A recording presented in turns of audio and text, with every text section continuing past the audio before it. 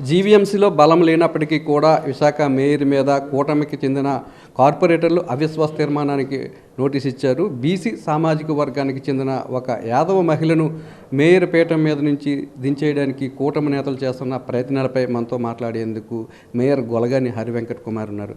Madam చెప్పండి, ఒక మహిళను మేయర్ పీఠం మీద నుంచి దించివేయడానికి కూటమి నేతలు చేస్తున్న కుట్రలను కుతంత్రాలు ఏ విధంగా చూస్తారు? కూటమి ప్రభుత్వము వచ్చిన తర్వాత ఈ జనసేన, టీడీపీ, బీజేపీ పార్టీలు ఏవైతే ఉన్నాయో అవి ఆ పార్టీలన్నీ కూడా నా మీద అవిశ్వాసం పెట్టడం జరిగింది. చాలా కుట్రపూరిత రాజకీయాలు చేసి ఈ రోజున మా కార్పొరేటర్స్ని వాళ్ళు కొనుగోలు చేసి ఇంకా మాదే ప్రభుత్వం కదా, జీవీఎంసీ కూడా మాదే అని ప్రలోభపెట్టి జీవీఎంసీ డబ్బులను కూడా వాళ్ళకి ఎరగా చూపి ఈరోజు వాళ్ళ వైపుకి మా వైఎస్ఆర్ పార్టీ కార్పొరేటర్స్ అందరినీ కూడా వాళ్ళ వైపుకు మలుచుకోవడం చాలా బాధాకరం. ఒక బీసీ మహిళగా, ఒక యాదవ సామాజిక వర్గానికి చెందిన మహిళగా నాకు గతంలో 4 సంవత్సరాల క్రితము అప్పటి ముఖ్యమంత్రి శ్రీ వైఎస్ జగన్మోహన్ రెడ్డి గారు నాకు మేయర్గా గ్రేటర్ విశాఖ మున్సిపల్ కార్పొరేషన్కి మేయర్గా అవకాశం ఇవ్వడం జరిగింది. అప్పటి నుంచి ఇప్పటి వరకు నిస్వార్థంగా నేను పార్టీలకు అతీతంగా నేను ఆ పదవికి కరెక్ట్ న్యాయం అయితే చేయగలిగాను. అంటే పార్టీలకు అతీతంగా అన్ని వార్డుని డెవలప్మెంట్ చేశాను.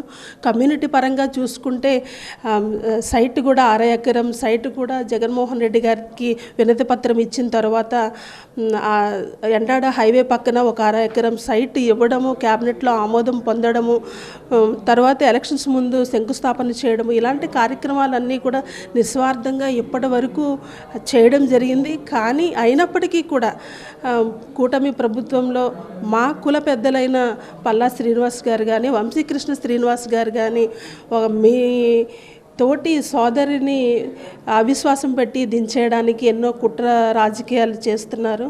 ఒకప్పుడు మీరు మేయర్గా మీకు అవకాశం లేనప్పుడు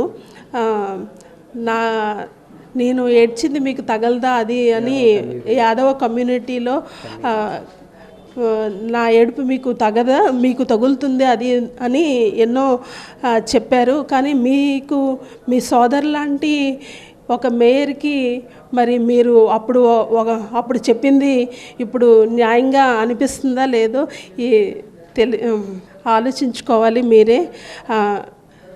ఇంత కుట్రపూరిత రాజకీయాలు చేస్తున్నారు. కానీ నిజంగా ఒక సామాజిక వర్గం మీద ఒక గౌరవం కానీ, మమకారం కానీ, చిత్తశుద్ధి కానీ ఉంటే తప్పకుండా యాదవ సోదరుడికి కానీ, యాదవ సోదరిమణికి కానీ మీరు అవకాశం ఇవ్వండి, దానికి మేము స్వాగతిస్తాం. కానీ ఇటువంటి కుట్ర రాజకీయాలు చేసి ఒక మేయర్ని దించడం అన్నది ఎంతవరకు సమంజసము? ఇప్పుడు యాదవ్ సామాజిక వర్గానికి సంబంధించి కుల పెద్దల నుండి కూడా మిమ్మల్ని మేయర్ పీఠం మీద నుంచి దించేయాలని చేస్తున్న కుట్ర మీద పెద్ద ఎత్తున విమర్శలు వస్తున్నాయి.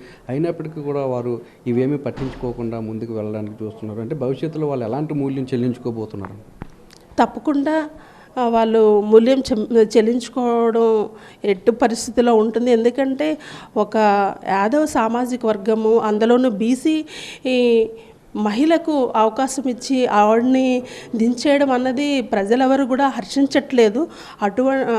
అలాంటిది ఇప్పుడు ఎన్నో విమర్శలకు లోనవుతున్నారు. అయినప్పటికీ కూడా ఇంకా కుట్రపూరిత రాజకీయాలు చేసి ఇంకా ఎలా అయినా మేయర్ని దించేయాలనే దీంతో ఉన్నారు. తప్పకుండా రానున్న రోజుల్లో ప్రజలే వారికి బుద్ధి చెప్తారు. అంటే గెలిచే వరకు కులం కార్డును వాడుకున్నారు, గెలిచిన తర్వాత అదే కులానికి సంబంధించిన మహిళను దించే ప్రయత్నం చేస్తున్నారు. అంటే వాళ్ళ రాజకీయ అవకాశవాదాన్ని ఏ విధంగా చూస్తారు?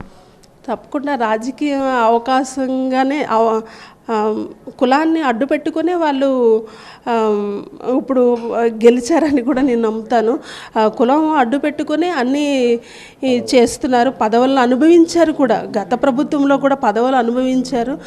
మళ్ళీ ఇప్పుడు కూటమి ప్రభుత్వంలో కూడా పదవులు అనుభవించి ఒక బీసీ మహిళకు అన్యాయం చేయడంలో వాళ్ళు చాలా ఎక్కువగా కంకణం కట్టుకున్నారు, ఎలా అయినా దింపాలి అనేసి. అదే బీసీ జనరల్ అయినప్పటికీ కూడా యాదవులకు అధిక ప్రాధాన్యత ఇవ్వాలనే ఉద్దేశంతో, మహిళకు ఇవ్వాలనే ఉద్దేశంతో ఒక మహిళకు మేయర్ పీఠాన్ని కట్టబెడితే జగన్మోహన్ రెడ్డి అదే మేయర్ పీఠాన్ని కూల్చివేయడానికి కూటమి నేతలు ప్రయత్నిస్తున్నారు. అంటే వీళ్ళకి మహిళల పట్ల ఉన్న చిత్తశుద్ధి ఏ విధంగా కనిపిస్తుంది? తప్పకుండా అంటే బీసీ జనరల్ అయినప్పటికీ కూడా అది యాదవ మహిళకు అవకాశం కల్పించారు. గ్రేటర్ విశాఖపట్నం మున్సిపాలిటీకి ఒక మహిళకే అవకాశం ఇచ్చారు. అంటే మహిళలు ఏదైనా సాధించగలరు, చేయగలరు. వాళ్ళకి ఉన్నతంగా భవిష్యత్తులో కూడా ఉన్నతంగా తీర్చిదిద్దాలి. మహిళలు ఇంకా ఎదుగుతూ మిగిలిన సమాజానికి ఒక ఆదర్శప్రాయంగా ఉండాలని గత ముఖ్యమంత్రి శ్రీ వైఎస్ జగన్మోహన్ రెడ్డి గారు మహిళలకు అవకాశం ఇచ్చారు. అటువంటి మహిళలను కూడా అందులోనూ ఒక బీసీ సామాజిక వర్గానికి చెందిన మహిళను దించేయడానికి ఇప్పుడు కూటమి ప్రభుత్వము ఎన్నో కుట్ర రాజకీయాలు చేస్తుంది. దీని ప్రతిఫలం తప్పకుండా రానున్న రోజుల్లో అనుభవిస్తారని తెలియజేస్తున్నాను. మహిళలకు పెద్దపీట వేయాలన్న ఉద్దేశంతో గత ముఖ్యమంత్రి వైఎస్ జగన్మోహన్ రెడ్డి విశాఖ మేయర్ పీఠం జనరల్కి అయినప్పటికీ కూడా యాదవ సామాజిక వర్గానికి చెందిన మహిళను ఆ పీఠం మీద కూర్చోబెట్టారని, ఇప్పుడు కూటమి పార్టీ అధికారంలోకి వచ్చిన తర్వాత బీసీ యాదవ సామాజిక వర్గానికి చెందిన మహిళను మేయర్ పీఠం మీద నుంచి దించే ప్రయత్నం చేస్తున్నారని, పెద్ద ఎత్తున ప్రలోభాలతో వైఎస్ఆర్సీపీ కార్పొరేటర్లను కూడా కొనుగోలు చేశారని, వీటన్నింటికీ కూడా బుద్ధి చెప్పే రోజులు దగ్గరలోనే ఉన్నాయని చెప్పి మేయర్ హెచ్చరిస్తున్నారు. కెమెరామెన్ రమేష్తో నాయుడు, విశాఖపట్నం నుంచి.